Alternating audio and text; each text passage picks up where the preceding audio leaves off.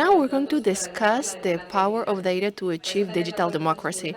You will have simultaneous interpreting. This presentation will be in Spanish. Thanks so much, Susana. That was a wonderful interview. I think the world needs more people like Pelonomi, and the world needs more events like this. So thank you very much for encouraging interaction, and thanks for um, greeting the interpreters. So here we have César Hidalgo, founder of Datawheel. He's a worldly known for his contributions to development economy, digital democracy, and data visibility. He's going to be interviewed by Ángel Recio. He's a journalist who works for El Español in Málaga, who has a long expertise and career in this city and in the technological environment. You're going to see a video that tells much about César Hidalgo's life. And the sofa is yours.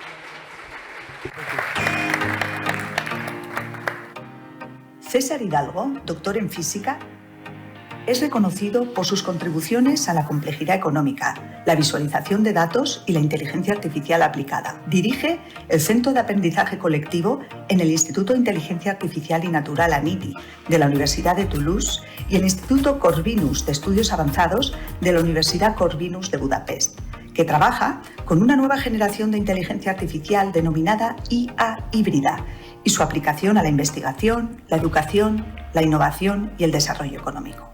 Además, es cofundador de Datawheel, una compañía premiada por sus proyectos de visualización de datos desarrollados con tecnología de código abierto que facilitan la toma de decisiones para el sector público y privado a nivel global.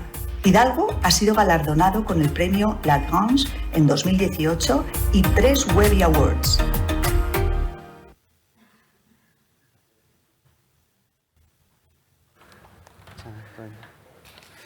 Hola, ¿qué tal? Hello, how's it going? Can you hear me? Thanks everyone for being here after this wonderful interview to Pelonomi. We were talking about different languages. Now we're going to speak Spanish. We're in Málaga, and he's from Chile. César is from Chile, so we're going to talk about computational language, artificial intelligence, etc. A week ago, I was talking to César, and you can see his CV on the agenda. And I was asking him whether he had been in Malaga, and he said, no, I've never been here, but my great-grandmother was from Malaga. So there are always connections. So welcome to Malaga. It's the first time you come, but I'm sure it's going to be the first of many, because those who come here usually come back. Let's start the interview. We just have half an hour. I was taking a look at your career, and the first thing I saw is that you have a PhD in physics. When I think about physics, I think about someone who is in a lab. So how does a physics like you come to study development economy and IA? Well, it started gradually and then suddenly. In Chile, in 1998, 1999, I was studying physics, and I studied physics of complex systems, because physics has different fields of application. You can study particles or quantum mechanics or cosmology theories, but physics also wonders how we can create models that describe reality. Those are deep questions that go beyond the models that are strictly related to physics. So at the beginning of this century, within physics, a new discipline emerges, which is complex networks.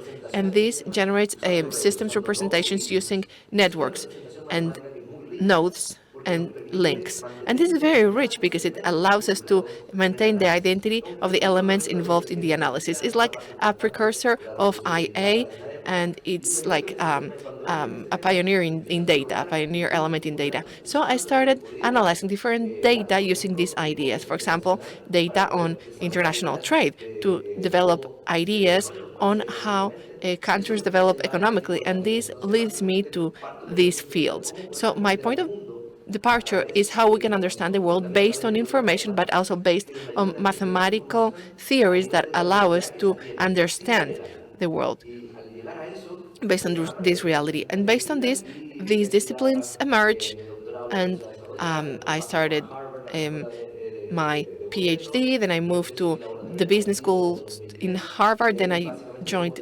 MIT, and we developed many subjects, and we were pioneer in artificial intelligence on data visibility, economic development, etc.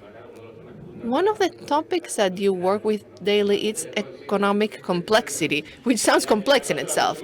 It's probably more difficult to understand or to explain, but you're an expert, so please explain it to us. When we try to understand a country's economy, we need to represent economy, how it changes, how it grows. And the classic representations that we have are aggregated representations. Everyone knows what the GDP is. A GDP is an aggregated value measure. For example, a baker, how like the price of bread minus the price of flour and this and that. But if you generate GDP making bread, planes or cars or shoes or harvesting tomatoes, no matter what, the GDP is based on aggregated value. So the identity of each element is lost. And what economic complexity does is to use artificial intelligence or learning machine. It maintains this granularity in the analysis, and it allows us to do several things. For example, predictability. We have, for example, we can measure how far Malaga is from the pharmaceutical or the aeronautics industry. If the distance is short, it's easier to access because that means that you have different pieces of the jigsaw puzzle. But there are also other measures that we can create based on this information that allow us to predict economic growth on the long term. This has been validated. We published this in 2009. For the first time, it has been reproduced. And we also can create measurements of an inequality, emissions. So we have a new way of understanding economic structures in such a way that we're able to respect their granularity and we can understand macroeconomics better. So this is very similar to me what happened in physics when we moved to classic physics to modern physics. That is, we understand new representations of the world. This is what happens in economy. We are moving to a classic representation, capital, work, human capital, land, to a more quantics representation where the granularity of the parts is smaller, and this helps us understand all these added variables. So you were saying that we can have a closer, more detailed understanding of economy, right? Who is using this nowadays? We published two main papers in 2007 and 2009. This started working, it started being adopted, and this is now part of the development strategy of several countries. At the end of June, beginning of July, I'm going to travel to Malaysia.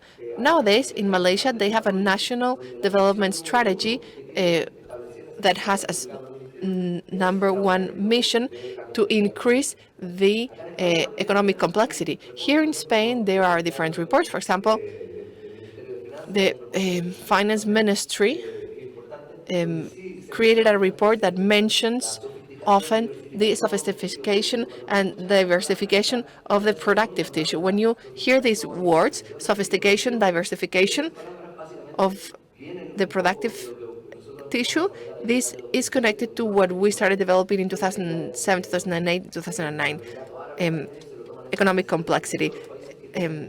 Arab Emirates take this seriously because these countries that have many resources, but they're lacking something, they're very much aware of that. They know what they are lacking and that is connected to diversity.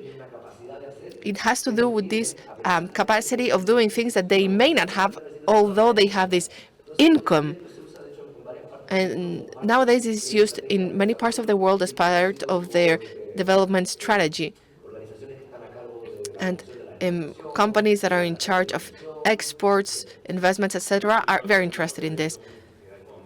We have cities like Malaga And we keep hearing that we have to change our productive system. Trade unions keep talking about this. They've been talking about this for 20 years. We are depending on tourism. Our economy depends on tourism. So I wanted to ask you, what are the sectors that are stronger? Since you analyze the different sectors, in your view, based on what you have done in different countries, what are the sectors that are stronger? So the sectors of an economy differ depending on the economy itself, because it depends on they depend on the specificities of each economy. So they are economy driven. For example, in the region of Navarra, we find different manufacturing sectors than here in Andalusia or Granada. So there is no universal solution, or there is no one size fits all. So in this world, there were many consultancy firms that went everywhere in the world, and they said, you're going to be the next Silicon Valley or the next green economy hub. And this is not true, because the economy does not work that way. There are skills and specialization and knowledge focus in one place or another. So depending on the humans living in the territory, specific expertise can be created. And now it is, of course, difficult to measure them simultaneously in different expressions of the economy. For example, trade is now accessible to everyone and internationally certifiable, because we have data about patents, research, and open code. These are all the expressions that enable us to understand the expressions that are locally better. For example, in Malaga, you might find expertise about data development that you cannot find in another place. So what about the post-pandemic situation, and globalization and the delocalization issues? Many industries went to Asia. In Spain and in Europe, for example, we saw the consequences of that action when we didn't have any mask manufacturing facilities during the pandemic, because they had all moved to Asia. What do you think? Is now the situation going back, or no? Because that has political reasons. For example, for masks, we use the economic convergence observatory. And for example, in March 2020, China exported more masks than telephones, because they could, of course, adapt the manufacturing facilities devoted to the textile industry to masks. So they exported massive amounts of masks thanks to that. But now we have contradictory forces or opposing forces. During the pandemic, there were many policies to try and repatriate some value chains, because people said, no, we cannot rely on a provider from abroad. And in the US, in Europe, they're trying to bring those industries back. In Mexico, for example, too. So that is the physical proximity context that is encouraging this. But there's also the geopolitical issues. The world is split between the countries on one side of Ukraine and Israel conflicts on the other side, and many countries that don't want to be driven by those conflicts. So we have to take that into account too. But the repatriation was not that easy, because the local facilities disappeared. So after the outsourcing of all those facilities and companies, many local facilities just disappeared. So it is a catastrophe. For example, remember Boeing, because they have such a big network of providers that Boeing cannot make sure the quality of the parts being manufactured is okay. And this is, of course, become an exponential issue after the pandemic, but we can find some opposing forces, fortunately. Yeah, productivity and salaries are one of the hot topics. That's one of the reasons companies use to outsource their facilities. So going back to history, you founded Datawheel, your company, in 2013. So how can you help understanding the complexities of the economy thanks to your company? Well, people do not understand from what they hear, but what they do with their hands. So we live in a very oral and vocal world. We share our ideas, but people start rejecting ideas and becoming skeptical, and that is okay. But you can still talk people into something by giving them tools to discover what you found yourself out by themselves. So when I discovered this new economic development model based on self vectors and networks and mathematical objects, well, people were not used to it, and economists were reluctant. So trying to tuck them into it was not possible. So we tried to develop tools that they could use to understand what we had already understood. So we created the observatory with one of my students, Alexi Maues, in 2010, 2012. So people started becoming interested in this type of analysis. So it was not just the demand for this kind of analysis, but also a demand for the tools. So when we created Datawheel, the idea is that you put your data on wheels so that they can go further. Because you have lots of data that you cannot use, and we decided to create end-to-end platforms from data creation to data visualization or analysis for people to really get access to them, for people who might not know about programming or coding. We have tried to distribute open data. For example, the one of Mexico's ministries, in Brazil, in Estonia. In Spain, there's a little project with Cotec. These little projects now do this automatic reporting to help people understand the ideas with their hands by interacting with the ideas and data. And it also is very reliable because if you use your hands, it's more reliable when people in the era of fake news, etc., doing and learning something with your hands is very important. In 2018, you also delivered a TED Talk about enhanced or augmented democracy. What is all that about?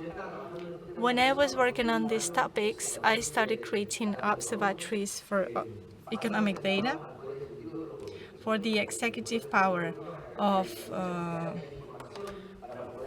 governments because they wanted data to make decisions about budgeting, investments, etc. And in that context, we started wondering what it would be like to have this kind of data for lawmaking purposes. There was a first wave for artificial intelligence in 2016 and 2017, so we wanted to find out how to use artificial intelligence to create a mediation role beyond the current mediation roles, which are democracy, because democracy is okay.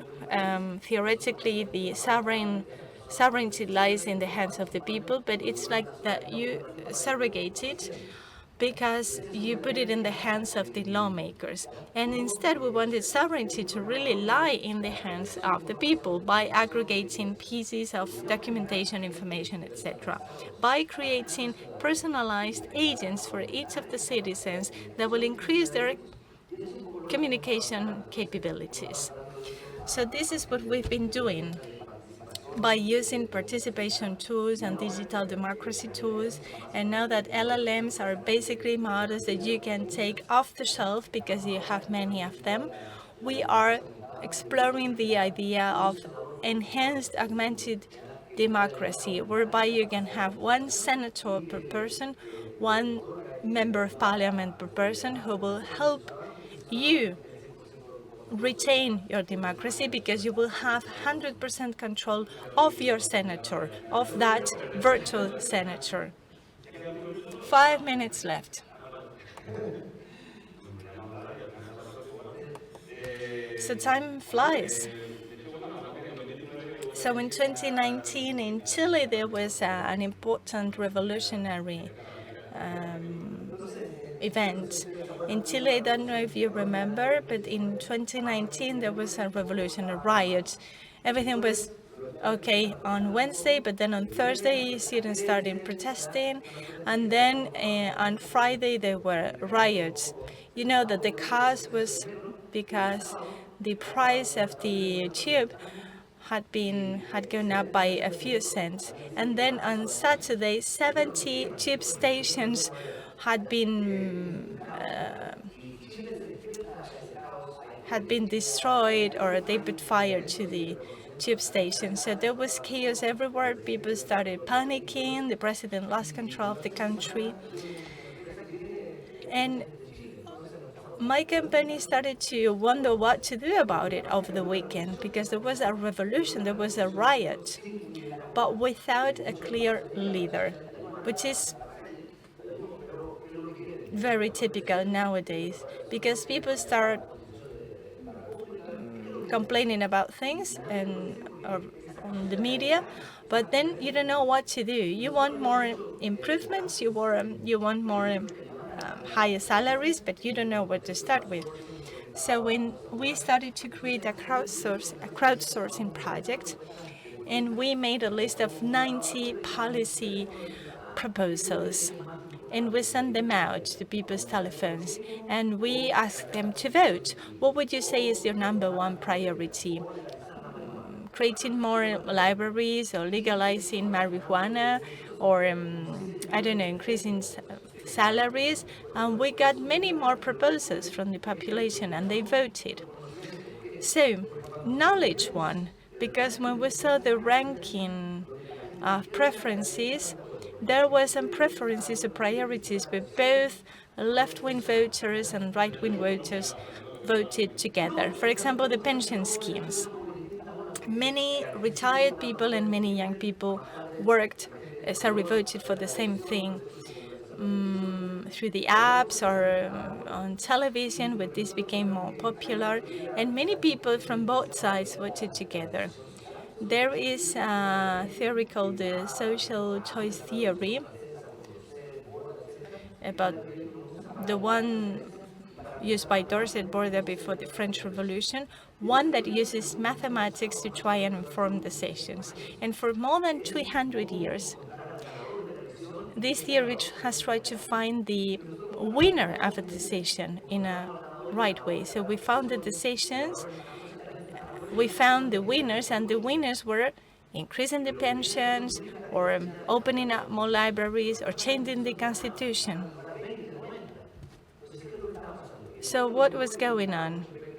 We published a paper about this on Nature Human Behavior, because there is a second self-vector of the preference matrix that enables us to find the things in which people disagree. For example, changing the constitution of the country of Chile was not something people had as a priority. For example, some people had it as a number one priority, but it was a polarizing thing, because the other half of the population put it as the last priority. So if it's polarizing, it doesn't mean that you will have 100% of support. But many political parties will put it on their agenda, because, of course, it will attract more voters from a specific population. So we found the divisiveness of the preferences of the Chilean population. Well, let's see if we can find questions from the audience while we still have time. There was a question over there. So thank you and congratulations. I have a question. How do you incorporate to your models? How do you incorporate informal trade in your models? There is formal and informal trade. Formal trade is the one that pays taxes and is under social security schemes, etc. Informal trade is done through cash with no taxes. So the informal trade data comes from surveys, for example, not through official data. Surveys are based on likelihood or probabilistic calculations. But it is true that, for example, informal things is very biased. For example, you can informally trade with oranges, not with medicine. So if you ignore all types of informal trade, you're losing lots of data involving basic trading, for example, with many little companies, that is essential for normal life. And you have to take it into account in all your economic models, because otherwise the data will be biased, very biased. So we capture it through surveys. One more question over here. So thank you, Cesar, because you explained things very, very clearly. I'll go to the point, yes. So you were talking about super participatory democracy, but do you know of any country in the world who is using it? I think it's the future.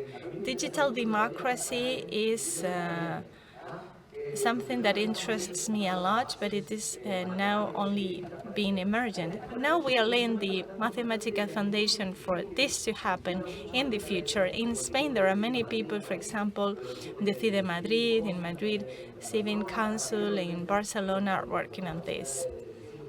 And Cibervoluntarios is also an example. But we need something in the mainstream.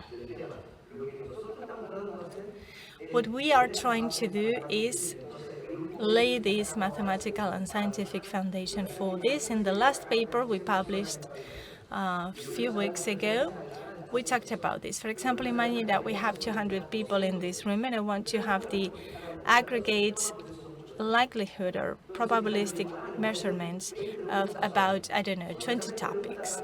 But you're not giving me all your preferences on 200 topics. So let's start with 20 questions, and we try to make inferences or deductions or reach conclusions with all those 20 questions. So we use a mathematical model. We add 20 more questions, and then I can reach conclusions about 100%. So we do the same with artificial intelligence, and we have seen that we reach more or less we understand more or less the preferences of the whole population through this model. It's of course a model. We could also ask you 100 questions, and we've done that to test our model, and we've seen that it more or less captures the essence of what people think about those 200 topics. So we need to understand how they work, the amount of uncertainty, the biases, they're biased towards the left in the political spectrum. We have to balance out those things, but first we need to understand them, of course. Thank you, Cesar, for your talk. My question is how to curate the contents of the LLMs that scrap information that is not curated at all and that could lead to fake news and to questions that really do not have a hold in society. How would you curate those contents so that when they are used on the citizens, they do not end up being biased? Well, at least the companies that develop LLMs do not use any data whatsoever. they are very careful about the data they use because the quality of the data is more important than quantity. For example, Wikipedia is so good in this model because Wikipedia is based on collective intelligence, has been edited by many people. I don't know if you've been editors in Wikipedia. It's not easy at all. I was expelled 4 times. So the starting point is quite good. On the other hand, models can be used as a basis and then do a fine-tuning based of the preferences and information of a specific person. So you are weighing all that in. And then the language models we have now are probabilistic models. They will never give you factual information, but they can explain a pattern, such as the one being given by the user.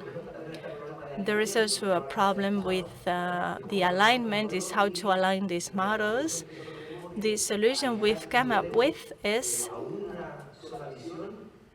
that instead of linking it to just one vision wouldn't be okay. We need models for different people because society is plural and diverse. And that needs to be preserved. That could not be encapsulated in just one model. That would be a model that we should just right in the middle, but not to anyone in particular. Thank you. I was thinking about Chile in the 70s with Salvador Allende and CyberSync, with the technology at the time, the theory of systems and cybernetics. They wanted to create a technological system to control the economy of the country and plan for the democracy with direct election. To what extent do you think these new views of machines, artificial intelligence, etc., will lead to a similar thing, a control system in several countries? Because some countries are, of course, interested in controlling everything with machines for economic complexities or enhanced democracy or augmented democracy. To what extent do you think certain countries or certain economies will be using this to control their citizens? Well, in this case, we're very far away from the CyberSync project. I do believe on collective intelligence, and markets help us extract that collective intelligence. So it's like a time report. If you sail on a boat, you try to understand the waves or the weather or the wind, not because you want to control them, but because you want to reach your destination, and you need to understand the forces that will help you and those that will be hindering you. And you have to know the likelihood of positive and negative things happening. Not because you want to control them, but because you want to use them in a beneficial way. So that is what we think about the economy too, and this democracy. And ideas have their own lives that emerges in spite of the people who create them. I don't know how this will shape in the future, how this will evolve. I try at least to try and focus on understanding and laying the foundation of it with scientific and mathematical data for it to be a really solid discussion. But we need to understand that, of course, it's like having a child. When the child opens up to the rest of the world, they will decide how to live their own lives. Well, that's it. We have a coffee break. Thank you.